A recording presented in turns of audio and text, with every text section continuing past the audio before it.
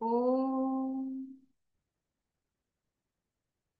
नमः सिद्धेभ्यः। ओम नमः सिद्धेभ्यः। ओम नमः सिद्धेभ्यः। नमः श्री वर्धमानाय निर्धूत कलीलात्मने सालोकानां त्रिलोकानां यद्विद्यादर्पणायते। मङ्गलं भगवान् वीरो मङ्गलं गौतमो गणी मङ्गलं कुन्दार्यो जैनधर्मोऽस्तु मङ्गलम्। कल्याणी धाम हो उदार तुम पाप नाश में कारण हो। भयाक्रांति जो प्राणी जग में भय का करते निवारण हो। पारावार में डूब रहे जो जीव मात्र को पोत समान। श्री जिन पारसनाथ चरण में बारंबार विनम्र प्रणाम। तरणी सौरभ सागर गुरु तारो मुझे ऋषि। करुणा करे करुणा करो कर से दो आशीष।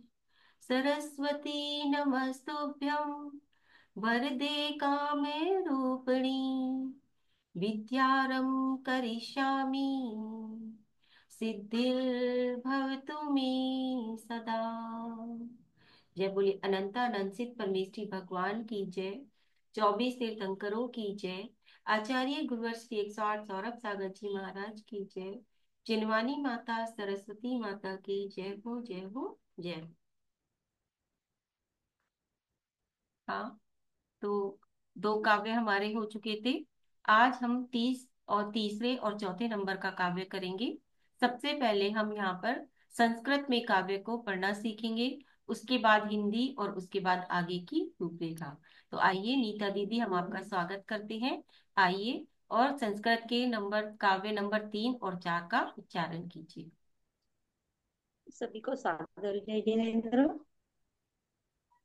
सामान्यतोऽपि तव वर्णयितुं स्वरूप मस्मादृशा कथमधीश भवन्त्यधीशा दृष्टोऽपि कौशिक शिशोर्यदिवादिवान्धो रूपं प्ररूपयति किल धर्मरश्मे मोहक्षयादनुभवनपि नाथमर्त्यो न्यूनं गुणान् गणयत्यून तव क्षमेत कल्पान्तवान्तपयसः प्रकटोऽपि यस्मात् नियत्येन जलधेर ननु रत्नराशि नियतकेन जलधेर ननु रत्नराशि। बहुत अच्छी। आइए अब हम इसको एक बार तोड़ तोड़ के थोड़ा सा पढ़ना सीखेंगे, और उसके बाद फिर हिंदी में आचार्य श्री सौरभ सागर जी ने क्या लिखा है उसको भी हम यहाँ पर सीखेंगे। तो सबसे पहले काव्य नंबर 3। सामान्य तोपि तव वर्ण ये तुम स्वरूपा मस्मा दृशा कथम धीश भवन्त्य धीशा दृष्टोपि कौशिक शिशुर रे लगा लेंगे इसमें शिशुर यदि वा दिवांधो रूपम प्ररूप यति किम किल घर्म रश्मि। क्या कह रही हैं हिंदी में? हे प्रभु तेरा रूप अनोखा, कैसे करूं स्वरूप बखान। मंद बुद्धि मैं ना कर सकता, तेरी महिमा का गुणगान। प्रखर सूर्य की दिव्य प्रभा में, स्वयं रूप ना लख पाता। ऐसा कौशिक शिशु दिन कर का, वर्णन कैसे कर पाता। तो यहाँ पर इसके अर्थ को समझेंगे। सबसे पहले क्या कह रहे हैं आचार्य मानतुंग जी पार्शनाथ भगवान की स्तुति आराधना करते हुए। वो कह रहे हैं कि हे सप्त भय विनाशक देव, यानी कि जो सातों भयों को दूर करने वाले हैं ऐसे पार्शनाथ भगवान, आपके गुणों का सामान्य रूप से भी वर्णन करने के लिए हम सरीखी बुद्धि वाले पुरुष कैसे समर्थ हो सकते हैं। यानी कि हम आपके सामान्य गुणों को भी बता नहीं सकते, तो फिर और तो हम आपके अनंत गुणों को कैसे गा सकते हैं। जैसे, हे प्रभु तेरा रूप अनोखा, कैसे करूं स्वरूप बखान। आपका रूप तो अनोखा है, आपके स्वरूप का मैं बखान कैसे करूं, क्योंकि मैं तो मंद बुद्धि हूँ। अपने आप को क्या कह रहे हैं, मंद बुद्धि कह रहे हैं कि मैं तो मंद बुद्धि हूँ, मैं आपके स्वरूप का कैसे बखान कर सकता हूँ, आपकी महिमा का, आपके गुणों का कैसे गुणगान कर सकता हूँ। जैसे, क्योंकि अब यहाँ पर क्या दे रहे हैं, उदाहरण दे रहे हैं, कह रहे हैं प्रखर सूर्य की दिव्य प्रभा में स्वयं रूप ने लग पाता, ऐसा कौशिक शिशु दनकर का।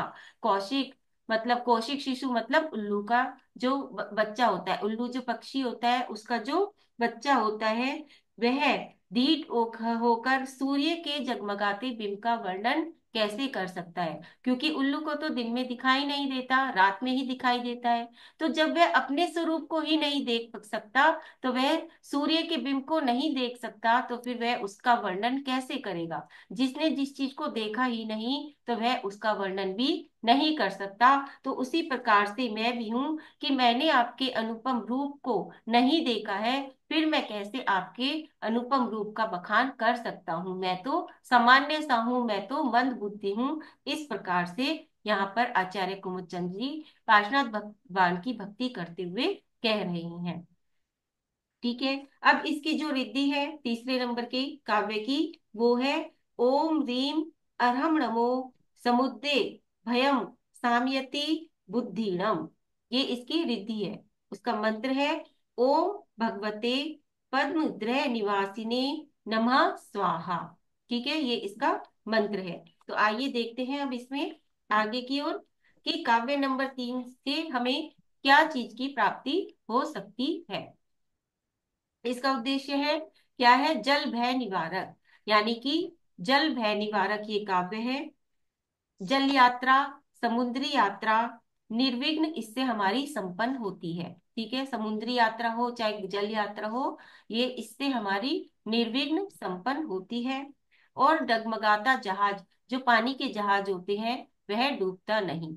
इसी तरह से जो हमारे जीवन में जो तूफान आते हैं उनको भी दूर करने में ये सहायक है, चाहे वह जीवन के तूफान हो या वह समुद्र के तूफान हो। हर प्रकार के तूफानों को शांत करने में यह क्या कहते हैं, सहायक है। और जहाज की तरह हमारा जीवन भी डगमगाता नहीं है, डूबता नहीं है। हमारे जीवन में भी चाहे कितनी ही परेशानियां आ जाएं, लेकिन हमारा जो जीवन रूपी जहाज है वह डगमगाता नहीं है। ये तो इसका उद्देश्य है।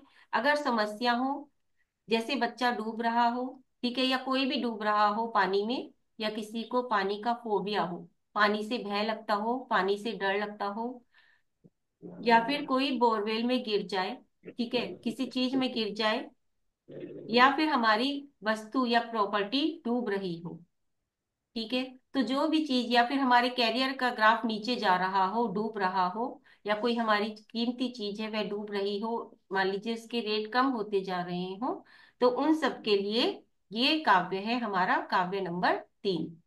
ठीक है, रिद्धि और मंत्र मैंने आपको बता ही दिए। अब इसमें क्या करना है, इसमें रिद्धि और मंत्र की जाप काव्य के साथ, काव्य आपको क्या कहते हैं 27 बारी पढ़ना है। रिद्धि और मंत्र की जाप आपको 27 दिन तक 27,000 बार करनी है। ठीक है, 27 दिन में आपको 27,000 जाप को पूरा कर लेना है।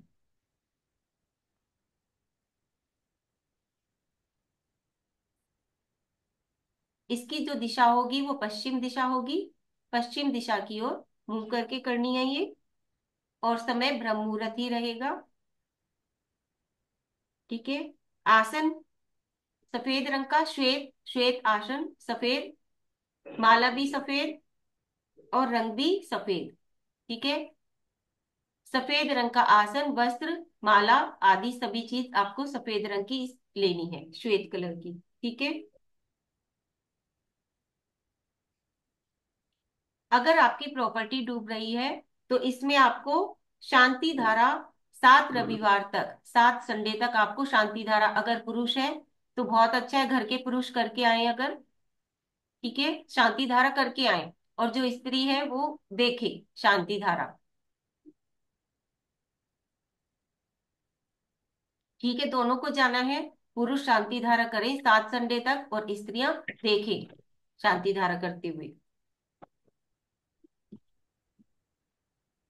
और इसमें हम क्या कर सकते हैं, यानी कि जल को, क्योंकि देखिए जल की चीज है तो हम जल को ही मंत्रित करके हम अपने सारे कार्य इसमें कर सकते हैं। ठीक है। तो क्या करना है, अगर तुरंत हमें रिजल्ट चाहिए तो हाथ में जल को रिद्धि और मंत्र से मंत्रित करके समस्या के स्थान पर छिड़के। समस्या क्या है, जैसे हमारी प्रॉपर्टी नहीं बिक रही तो वहां पर जाए, प्रॉपर्टी वाली जगह पर, वहां पर क्या कहते हैं, हाथ में जल लेकर रिद्धि और मंत्र से उसे मंत्रित करके और वहां पर छिड़क आए। ठीक है, खाली और रेमेडी नहीं करनी। रेमेडी किसके साथ है, उसके साथ करनी है जब हम काव्य और इसकी साधना कर रहे हैं, रिद्धि और मंत्र की भी। ठीक है, ये नहीं कि खाली बस जाप तो करी नहीं और हमने सिर्फ ये काम कर दिया, ऐसे नहीं होगा। पहले साधना करते रहें और साधना के दिनों में ही पानी को वहां पर ले जाकर छिड़क दे प्रॉपर्टी वाले स्थान पर।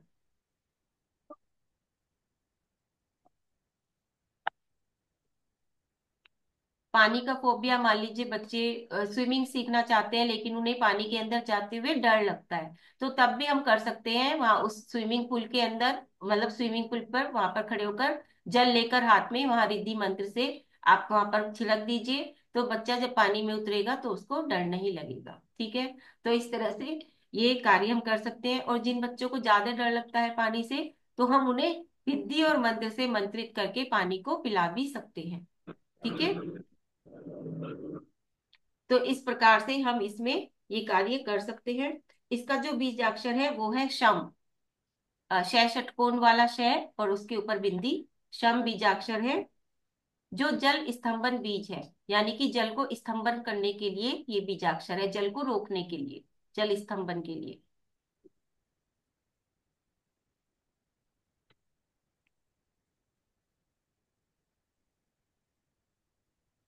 ठीक है। अब इसकी भावना की इसमें क्या आएगी, इसमें क्योंकि भावना ये जैसे मरने का डर है, यात्रा में जा रहे हैं, तूफान आने का डर है या कुछ भी है, तो क्या कहेंगे इसमें, मैं सुरक्षित हूँ।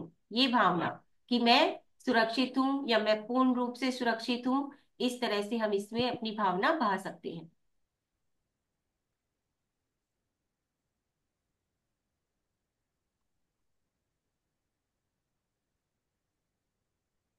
ठीक है, और क्या कर सकते हैं, तो अगर पानी का भय है, किसी को पानी का फोबिया है, तो उसके लिए क्या कर सकते हैं, शनिवार को 1.25 पाव, लिख लीजिए, शनिवार को 1.25 पाव काले तिल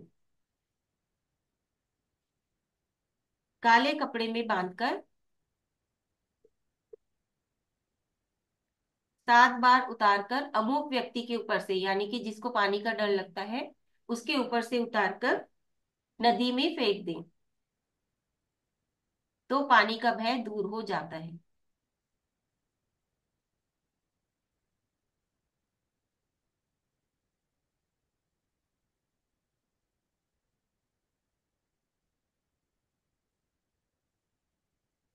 ठीक है, अगर प्रॉपर्टी नहीं बिक रही तो उसके लिए क्या कर सकते हैं, तो उसके लिए 86 बादाम, यानी कि 86 बादाम लीजिए, 86 बादाम मंदिर वाले। ठीक है, उनको क्या करना है, साबुत बादाम है जो छिलके वाले, उन्हें प्रातःकाल मंदिर में आपको 2 बादाम लेकर जाने हैं, रोज 2 बादाम लेकर जाना है। और पार्श्वनाथ भगवान की प्रतिमा के सामने खड़े होकर आपको प्रार्थना करनी है कि आपकी प्रॉपर्टी बिक जाए, वो 2 बादाम हाथ में लेकर, ठीक है। उसके बाद 1 बादाम आपको चढ़ा देना है, और 1 बादाम आपको घर वापस लेकर आ जाना है, ठीक है। 1 बादाम आपको चढ़ा देना है और 1 बादाम आपको घर वापस लेकर आना है। अगले दिन फिर से ऐसे ही करें, 2 बादाम लेकर जाएं, 1 बादाम पार्श्वनाथ भगवान की प्रतिमा के सामने चढ़ा दें, प्रार्थना करते हुए कि हमारी प्रॉपर्टी बिक जाए, और दूसरा बादाम लाकर घर में ले आए। इस तरह से आपको 43 डेज ये आपको करना है, 43 डेज, ठीक है। अब 43 आपके बादाम चढ़ गए और 43 आपके पास घर में इकट्ठे हो गए। उन्हें एक जगह इकट्ठे कर लेने हैं, जो भी आप वापस मंदिर से बादाम लाएंगे उन्हें एक जगह इकट्ठा कर लेना है। तो आपके 43 बादाम तो आपके मंदिर में चढ़ गए, 43 डेज, और 43 बादाम आप घर में एकत्रित कर लिए। अब क्या करना है, फिर उसके बाद 44वें दिन आपको वो नदी में प्रवाहित कर देने हैं, ठीक है।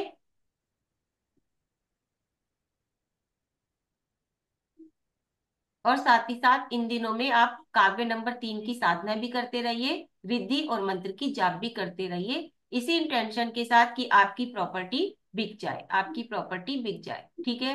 तो इस प्रकार से आपकी 43 दिन के अंदर अंदर आपकी प्रॉपर्टी बिक जाएगी, ठीक है। नहीं तो और फालतू, लेकिन आपका काम जरूर हो जाएगा, ठीक है। तो ये होगा हमारा काव्य नंबर 3 के लिए।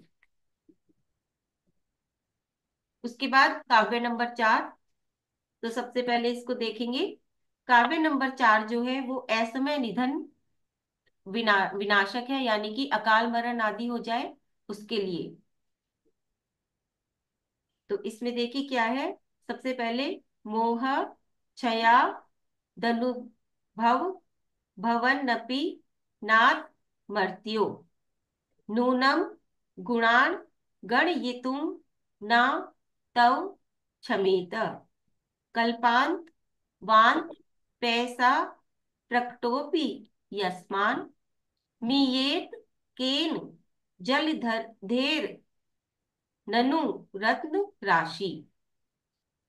आचार्य जी क्या कह रहे हैं, मोह कर्म के नश जाने पर नर अनुभव सब कर सकता, शक्ति भले कितनी हो उसकी गुण वर्णन ना कर सकता। प्रलय काल में सागर का जब पानी बाहर हो जाता, रत्नों का फिर ढेर दिखे पर कोई ना है गिन पाता। क्या कह रहे हैं कि हे अनंत गुणों के धारी भगवन, जैसे प्रलय काल के समय सब पानी बाहर निकल जाने पर साफ दिखने पर भी समुद्र के अंदर जो रत्न होते हैं वो साफ दिखाई देते हैं, लेकिन फिर भी क्या उनकी गिनती की जा सकती है, नहीं की जा सकती, ठीक है। तो उसी प्रकार से मोह भाव के नष्ट होने पर भी मैं आपके गुणों की गिनती नहीं कर सकता, मतलब कोई भी मनुष्य आपके गुणों की गिनती नहीं कर सकता, क्योंकि वह तो अनंत होते हैं, आपके अंदर तो अनंत गुण है। यानी कि क्या कह रहे हैं कि हे प्रभु, जैसे जब प्रलय काल के बाद समुद्र में तूफान आ जाता है, उसके बाद पानी सारा बाहर हो जाता है, उसके बाद भी हम उसमें स्पष्ट रतन दिखाई दे रहे हैं, क्योंकि समुद्र के अंदर रतन होते हैं, वो हमें स्पष्ट रूप से दिखाई दे रहे हैं, लेकिन फिर भी क्या हम उसकी गिनती कर सकते हैं, उन रत्नों की हम गिनती नहीं कर सकते, क्योंकि वो अगणित होते हैं, ठीक है। उसी प्रकार से जब हमारे मोह का अभाव हो जाता है, देखिए मोह क्या है, मोह जब भी हमें एक इल्यूजन है, एक भ्रम है मोह। तो जब मोह में हम होते हैं तो हमें कोई भी चीज साफ साफ नहीं दिखाई देती, यानी कि हम कुछ भी नहीं देख पाते। लेकिन जैसे ही भ्रम का आवरण हटता है, हमारा मोह खत्म होता है, तो हम स्पष्ट रूप से सब चीजों को देखने लग जाते हैं।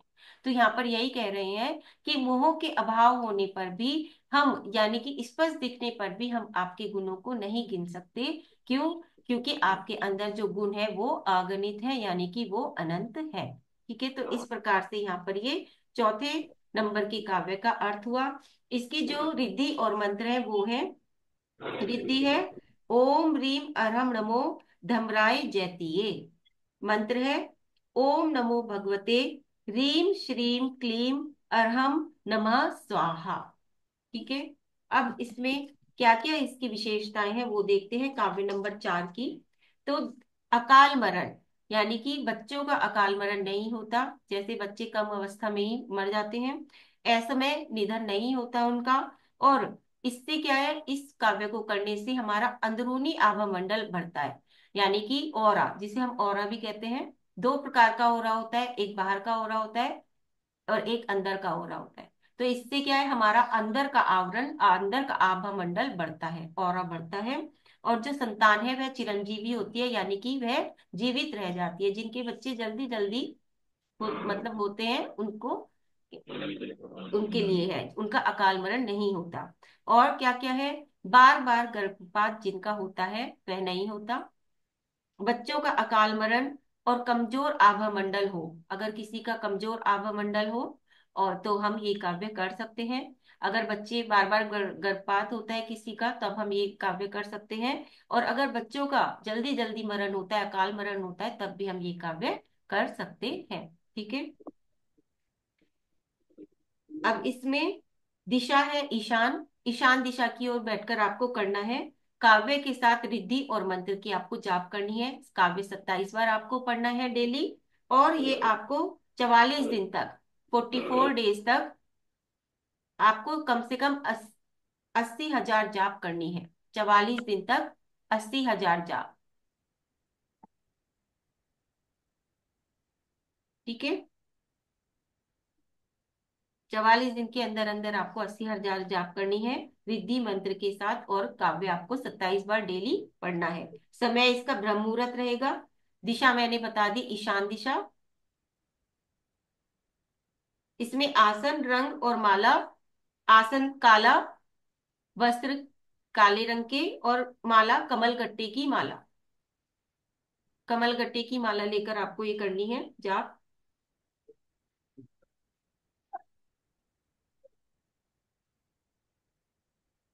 ठीक है। इसमें और आपको क्या करना है, लौंग चढ़ाते हुए पार्शनाथ भगवान का चालीसा पढ़ना है। ठीक है। लौंग चढ़ाते हुए पार्शनाथ भगवान का चालीसा पढ़ना है, एक दिन में 40 बार। ठीक है। और अगर आप धूप चढ़ाते हुए, धूप खेते हुए चालीसा पढ़ सकते हैं मंदिर जी में, तो वो और भी अच्छा है। धूप खेते हुए चालीसा। ठीक है, नहीं तो लौंग चढ़ाते हुए 40 बार, यानी कि 40 दिन तक आपको 40 बार ये आपको पढ़ना है चालीसा भगवान पार्शनाथ का, लौंग चढ़ाते हुए। भावना क्या है इसमें, भावना लिख लीजिए। हम एक स्वस्थ संतान के सौभाग्यशाली माता पिता हैं। हम एक स्वस्थ संतान के सौभाग्यशाली माता पिता हैं। ये भावना भा सकते हैं आप हर वक्त। और आभा मंडल के लिए, मेरा आभा मंडल मजबूत और सुरक्षित है। मेरा आभा मंडल मजबूत और सुरक्षित है।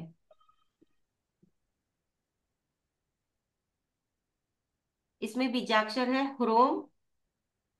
ह्रोम बीजाक्षर है जो अकाल मृत्यु से रक्षा करता है। ठीक है।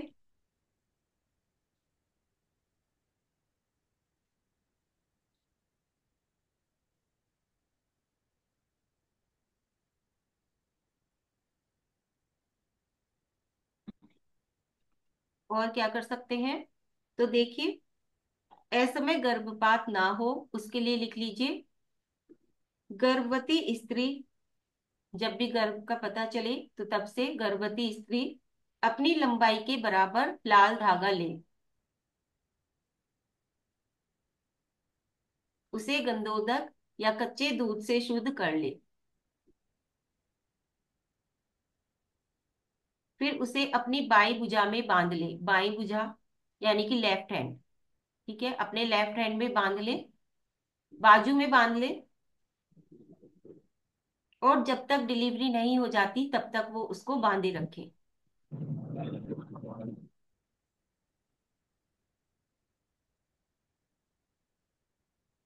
काव्य नंबर 4 का रोज पाठ करती रहें। और उस धागे को भी काव्य नंबर 4 से ऊर्जान्वित करके ही अपने उस धागे को बांधना है, ठीक है।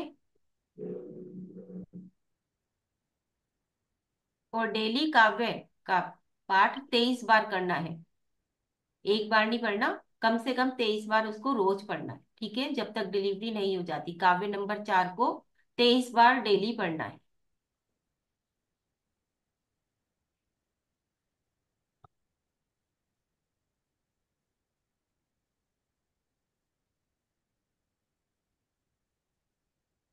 ठीक है। तो इस प्रकार से ये आज हमारे दो काव्य और हो गए। काव्य नंबर 4 तक आज हमारे हो गए हैं। अब अगर किसी को कुछ क्वेश्चन पूछने हैं तो वो आप पूछ सकते हैं। हाँ अलका जी, पूछिए। जय जिनेन्द्र दीदी। जय जिनेन्द्र। दीदी जैसे आपने लौंग से कहा 40 लेने के लिए, जब हमारा एक 40 कंप्लीट हो जाता है हम उसको एक लौंग चढ़ा देते हैं। तो धूप खेने में कैसे कराएंगे? धूप में जो कोयले से पे हम धूप खेते हैं, तो वो तो फिर ठंडा हो जाएगा जैसे 40। मतलब क्या प्रोसीजर रहेगा धूप खेने वाला? हाँ तो वो आप चढ़ा कर सकते हैं, धूप खेल सकते हैं, या तो इतना ज्यादा कर लीजिए कि आपके वो 40 बार पढ़ेंगे, आधा घंटे में मेरे ख्याल से पढ़ा जाएगा आराम से 40 वो बार। पढ़ते पढ़ते स्पीड भी बन जाएगी हाँ आधा 40 से घंटे भी। में, हाँ तो आधा घंटे तो जब हम अगर पूजा वूजा करते हैं तब भी हमारे इतना एक सवा घंटा तो हमारी तब भी चल जाती है, तब भी हाँ, चलता है ना। कोयले को, कच्चा कोयला वो उसी पे देने हैं धुनी तो। हाँ मतलब वो तो जो उसके मंदिर लिए में, जिन मंदिर में व्यवस्था रहती है उन मंदिर में कर सकते हैं, नहीं तो फिर लौंग के द्वारा कर लीजिए।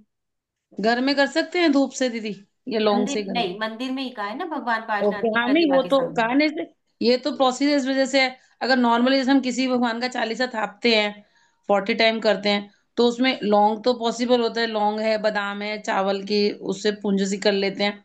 वो धूप खेने वाला प्रोसेस थोड़ा क्लियर करना कि धूप तो कैसे करें, मतलब 1 टाइम करके फिर धूप खेनी है, बीच बीच में खेते रहें?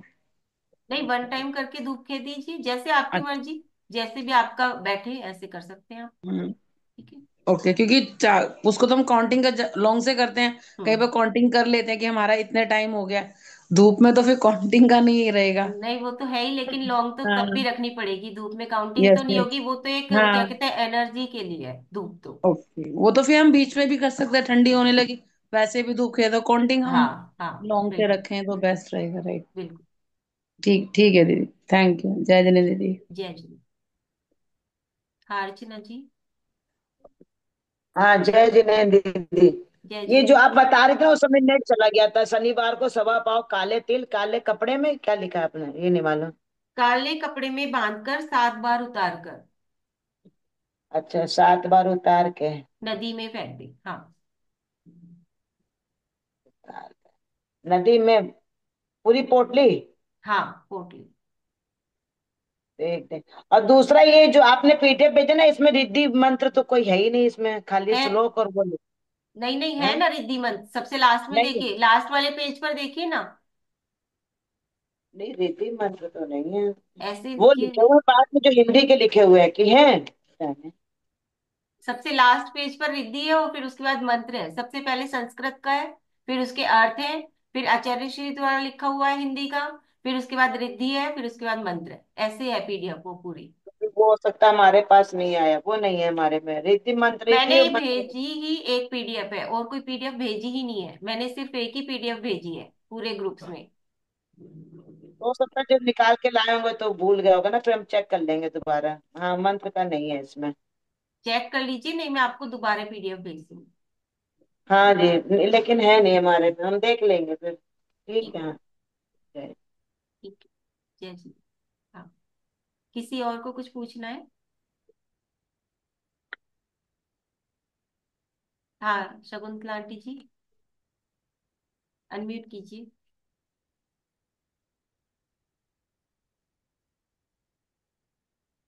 अनम्यूट कीजिए आप।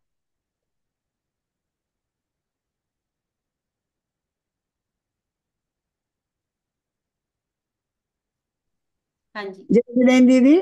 जय जिनेन्द्र। आपने चौथा काव्य बताया, ओम ह्रीम अरहम नमो धर्मराय जयती है। रिद्धि। रिद्धि, हाँ जी। हाँ धमराई जयती है। हाँ ठीक, ठीक, बिल्कुल। ठीक है, धन्यवाद जी, जय आपके गुरु। पास पीडीएफ में से आपके पास है मंत्र? हाँ। आपकी पीडीएफ में है ना? हाँ, हाँ, सभी के पास। अलग से है ना, ये अलग से आए हैं। अलग से कैसे आए? एक साथ ही है पूरी पीडीएफ। नहीं, रिद्धि मंत्र और मंत्र ये अलग अलग आए हैं ये। जैसे ये तो आ गए रिद्धि मंत्र, ये आए हैं। ऐसे पता नहीं क्यों आए, समझ नहीं आई। चलिए ठीक है। जैसे भी बच्चे कर लाए हैं, पता ठीक है। नहीं है, लेकिन वही। हाँ ठीक है। चलिए ठीक है। चलिए फिर आगे बढ़ते हैं और जिनवानी स्तुति और प्रतिक्रमण कर लेते हैं। हाँ नीता दीदी। जय सरस्वती माता, दिनवानी माता की जय हो, जय हो, जय हो। शास्त्र पठन में मेरे द्वारा यदि जो कहीं कहीं प्रमाद से कुछ अर्थ वाक्य पद मात्रा छूट गई, सरस्वती मेरी इस त्रुटि को कृपया क्षमा करे, और मुझे कैवल्य धाम में माँ विलंब धरे। वांछित फलदात्री चिंतामणि सदृश मातरा, वंदन करने वाले मुझको मिले पता मेरा। बोधि समाधि विशुद्ध भावना आत्म सिद्धि मुझको मिले, और मैं पा जाऊं माँ मोक्ष महासुख को, मोक्ष महासुख को, मोक्ष महासुख को। सब नौ नौकार मंत्र बोलेंगे।